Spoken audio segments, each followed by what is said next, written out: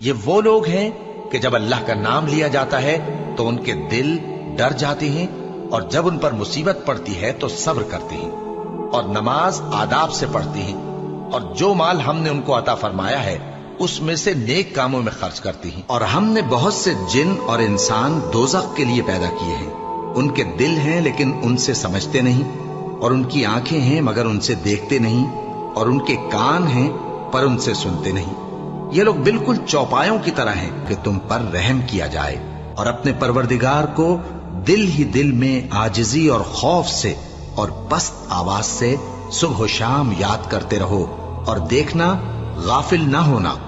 جو لوگ تمہارے پروردگار کے پاس ہیں وہ اس کی عبادت سے روگردانی نہیں کرتے، اور اس پاک ذات کو یاد کرتے اور اس کے آگے سجدے کرتے رہتے ہیں۔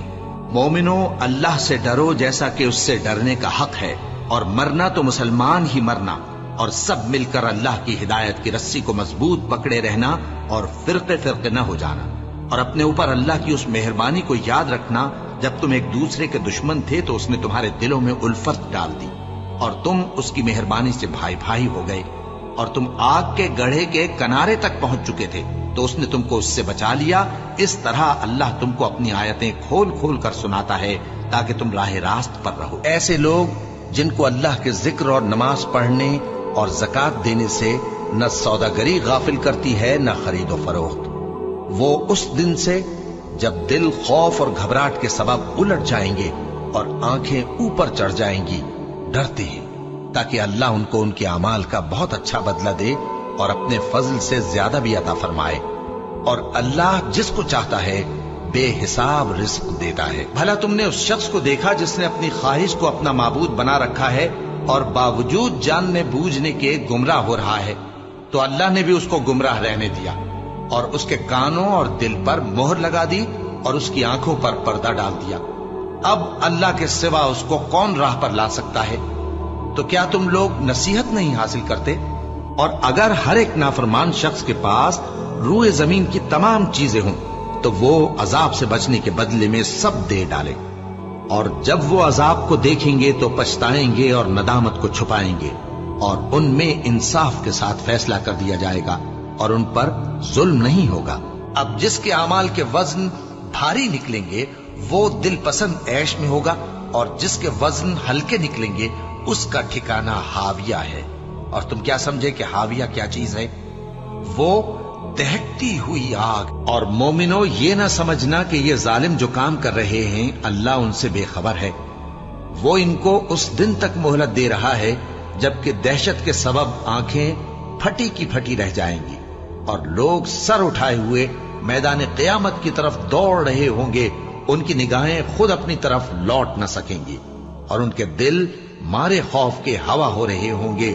اور یہ قرآن رب العالمین کا اتارا ہوا ہے، اس کو امانت دار فرشتہ لے کر اترا ہے، یعنی اس نے تمہارے دل پر اس کا القاء کیا ہے تاکہ تم لوگوں کو خبردار کرتے رہو، اور القاء بھی فصیح و بلیغ عربی زبان میں کیا ہے، اور اس کی خبر پہلے پیغمبروں کی کتابوں میں لکھی ہوئی ہے۔ اور جب ابراہیم نے اللہ سے عرض کیا کہ اے پروردگار مجھے دکھا کہ تو مردوں کو کیوں کر زندہ کرے گا، اللہ نے فرمایا کیا تم نے اس بات کا یقین نہیں کیا؟ انہوں نے کہا کیوں نہیں، لیکن میں دیکھنا اس لیے چاہتا ہوں کہ میرا دل اطمینان کامل حاصل کر لے۔ فرمایا کہ 4 پرندے لے لو، پھر ان کو اپنے سے ہلا لو اور ان کے ٹکڑے ٹکڑے کر دو، پھر ان کا ایک ایک ٹکڑا ہر ایک پہاڑ پر رکھ دو، پھر ان کو بلاؤ تو وہ تمہارے پاس دوڑتے چلے آئیں گے، اور جان رکھو کہ اللہ غالب ہے، صاحب حکمت ہے۔ اور اس دن سے ڈرو جبکہ تم اللہ کے حضور میں لوٹ کر جاؤ گے، اور ہر شخص اپنے اعمال کا پورا پورا بدلہ پائے گا، اور کسی کو کچھ نقصان نہ ہوگا۔ جو کچھ آسمانوں میں اور جو کچھ زمین میں ہے سب اللہ ہی کا ہے۔ تم اپنے دلوں کی بات کو ظاہر کرو گے تو اور چھپاؤ گے تو اللہ تم سے اس کا حساب لے گا، پھر وہ جسے چاہے مغفرت کرے اور جسے چاہے عذاب دے، اور اللہ ہر چیز پر قادر ہے۔ زلزلہ آئے گا، پھر اس کے پیچھے اور زلزلہ آئے گا، اس دن لوگوں کے دل خوف زدہ ہوں گے اور آنکھیں جھکی ہوئی۔ غرض اس سے یہ ہے کہ جو وسوسہ شیطان ڈالتا ہے اس کو ان لوگوں کے لیے جن کے دلوں میں بیماری ہے اور جن کے دل سخت ہیں ذریعہ آزمائش ٹھہرائے۔ بے شک ظالم لوگ مخالفت میں دور جا پڑے۔ اور یہ بھی غرض ہے کہ جن لوگوں کو علم عطا ہوا ہے وہ جان لیں کہ وہ یعنی وہی تمہارے پروردگار کی طرف سے حق ہے، تو وہ اس پر ایمان لائیں اور ان کے دل اللہ کے آگے عاجزی کریں۔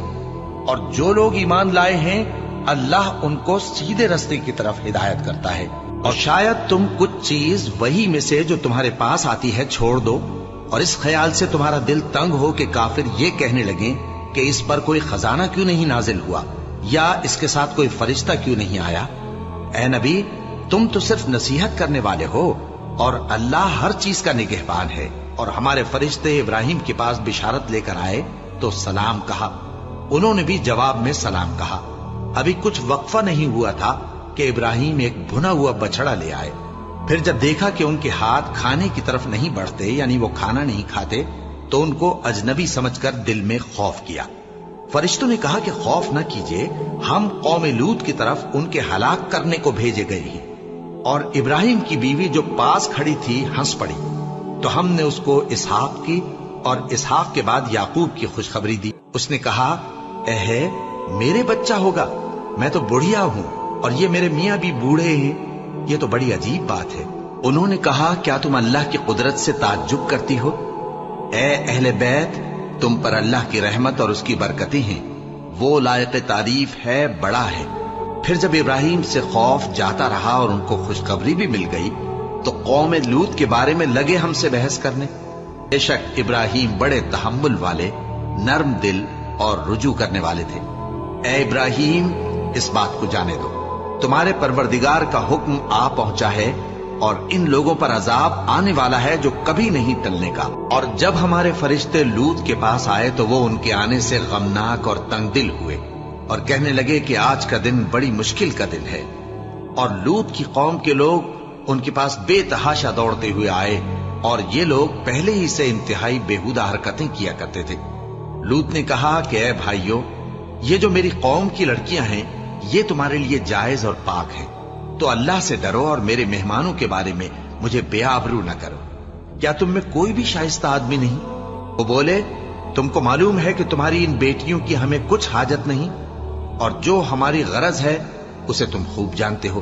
لوط نے کہا، اے کاش مجھ میں تمہارے مقابلے کی طاقت ہوتی، یا میں کسی مضبوط قلعے میں پناہ لے لیتا۔ فرشتوں نے کہا، اے لوط، ہم تمہارے پروردگار کے فرشتے ہیں، یہ لوگ ہرگز تم تک نہیں پہنچ سکیں گے، تو کچھ رات رہے سے اپنے گھر والوں کو لے کر چل دو، اور تم میں سے کوئی شخص پیچھے مڑ کر نہ دیکھے، مگر تمہاری بیوی کے جو آفت ان پر پڑنے والی ہے وہی اس پر بھی پڑے گی۔ ان کے عذاب کے وعدے کا وقت صبح ہے، اور کیا صبح کچھ دور ہے؟ پھر جب ہمارا حکم آیا ہم نے اس بستی کو الٹ کر نیچے اوپر کر دیا، اور ان پر پتھر کی تہ بتہ کنکریاں برسائیں جن پر تمہارے پروردگار کے ہاں سے نشان کیے ہوئے تھے، اور وہ بستی ان ظالموں سے کچھ دور نہیں۔ یہ مشورہ کر کے وہ اپنے والد سے کہنے لگے کہ ابا جان، کیا سبب ہے کہ آپ یوسف کے بارے میں ہمارا اعتبار نہیں کرتے؟ حالانکہ ہم اس کے خیر خواہ ہیں، کل اسے ہمارے ساتھ بھیج دیجئے کہ خوب میوے کھائے اور کھیلے کودے، ہم اس کے نگہبان ہیں۔ انہوں نے کہا کہ یہ امر مجھے غمناک کیے دیتا ہے کہ تم اسے لے جاؤ، یعنی وہ مجھ سے جدا ہو جائے، اور مجھے یہ بھی خوف ہے کہ تم کھیل میں اس سے غافل ہو جاؤ اور اسے بھیڑیا کھا جائے۔ وہ کہنے لگے کہ اگر ہماری موجودگی میں کہ ہم ایک طاقتور جماعت ہیں اسے بھیڑیا کھا گیا تو ہم بڑے